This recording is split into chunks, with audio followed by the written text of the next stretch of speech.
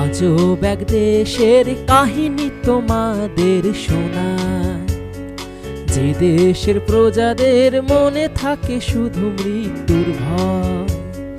রক্ত মাংসের মাকে মেরে ফেলে মাটির মাকে পূজা করা হয়। যারা মানুষদেরকে প্রাণে বাঁচায় তাদেরকেই মরতে হয়। ডাক্তারদের সব স্টেথোস্কোপ ছেড়ে দিয়ে প্রতিবাদে হাঁটতে হয়। আজব এক দেশের কাহিনী তোমাদের শোনায়, যে দেশের প্রজাদের মনে থাকে শুধু মৃত্যুর ভয়।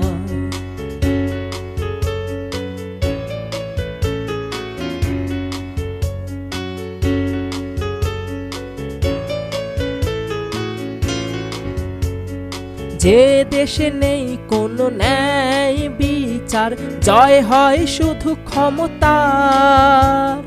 সারা বছর জুড়ে লেখকেরা সব পাতার পর পাতা লিখে যায়। প্রতিবাদের সময় লেখকদের কলমের কালি শুধু শুকিয়ে যায়। আজব এক দেশের কাহিনী তোমাদের শোনায়, যে দেশের প্রজাদের মনে থাকে শুধু মৃত্যুর ভয়।